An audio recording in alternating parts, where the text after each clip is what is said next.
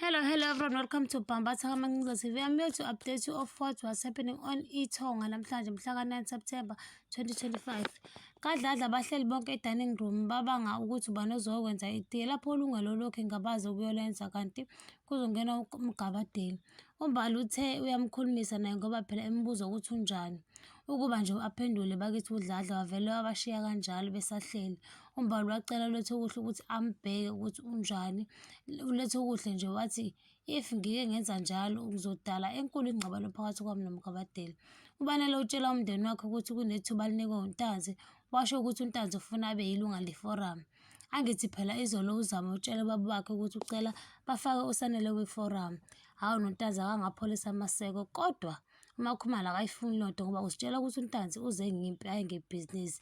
Angithi phela udume ngokuba uphuma silwe. Washo uBanele ukuthi uNtanzi uzodela naye late. uBanele wavele wakhuluma ngoSanele ukuthi angithi uSanele naye wakwasebenzisana noNtanzi. Kwavele kwaxaka wonke umuntu endlini. Umamncane wakhe waze wambuza ukuthi hawu Masawa khuluma ngoSanele ngathi akusiwena. uBanele wathuka ebona ukuthi ubhedile. Lapho uMakhumalo uthule nje uyambuka. uMakhumalo ucela baba omncane ukuthi akhulume naye ngalento kaSanele. Uze uyamtshela ukuthi kukhona into afuna ukuyikhuluma naye engamphethe sidalo kahle. Wabe esesho ukuthi uGobede wafika lana ezombona. Wambuza baba omncane ukuthi wayezofunani. Washo uMakhumalo ukuthi wayezomtshela into eyamhlungumeza umoya. Wabe esesho ukuthi kodwa if ngicabanga kahle ngalento ngiyibona iyiyo. Wabe esebuza ubaba omncane ukuthi uSanele kade ekhuluma lana ayikho into oyinakile ngaye off. Wathi ubaba omncane akukho lutho. Wabe esembuza ukuthi lo muntu esihlala naye la endlini if ucabanga ngoSanele.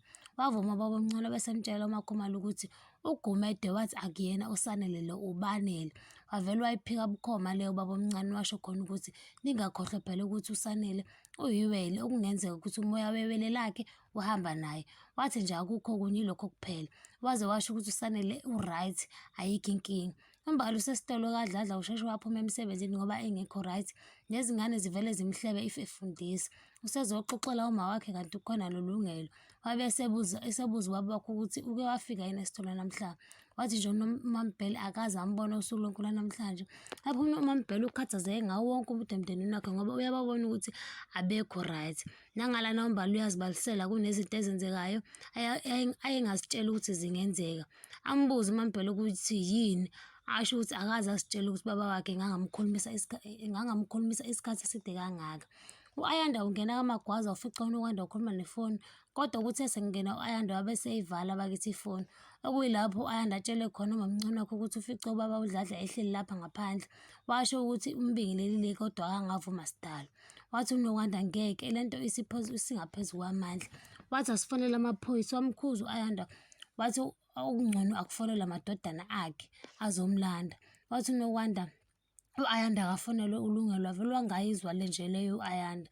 uDladla uhlala kwikhwemtshe ngaphandle kwaMagwaza ukhuluma yedwa. Usho khona ukuthi uNkosinathi usezowahamba kodwa engamnikanga umzukulu. Uze yasho nokuthi usheshe wamshiya. Wabe esekhuluma nezinto uNkosinathi ayezenza esayingane. Ukhuluma konke nje lokhu ungaphandle komuzi kaMagwaza lapho kwathulela khona ingane yakhe. Aqhamuka uNokwanda ambuze ukuthi yini into ayidingayo. Athi cha ayikho uright. Washo ukuthi into nje ayizelela kuzilela ingane yakhe. Washo ukuthi into ayizele uzokhuluma nengane yakhe. Wamkhalisa bakwethu uNokwanda esho khona ukuthi izinto zenzeke ngokuphazima kweso. Wabe esesho ukuthi usahamba kodwa uzobuye abuye ngesinye isikhathi ezovakashela ingane yakhe. Wasukuma bahamba basala bakhuluma u-Ayanda noNokwanda besho khona ukuthi lento yenziwa uMgabadeli izobalethela amabhadi ngoba noma ngabe uNkosi wathulela lapho kodwa bathi akumele enze kanjeyana. uMgabadeli usebuyele emzini wakhe bafica bahlele e-sitting room. Afike naye ahlale kusofa. Bamtshela ukuthi kade belokhu bembuza hayi athi usebuyile. uMaMbhele bakithi ambuza ukuthi amenzeleni ukudla ngoba uhambe engadlile. Avele athi nje yena akafuni ukudla uright. Athi uMaMbhele uyokwenza itiye alinqabi nalo Mgabadeli. uBanele ungena erumini laMbali. uMbali avele ahlahla amehlo ngoba akakholwa ukuthi lento ayibonayo iyona yini. Asondele kancane uBanele kuMbali. If efika amhage noMbali amthinte esifubeni ngathi akakholwa ukuthi uyena. Amthinte nasezidlathini nawe uBanele avele angapholisi maseko ancabuze uzama. Bamba lana ungakhohlwa ucinezela i-notification bell no-subscribe nomusho umbono wakho. Bye.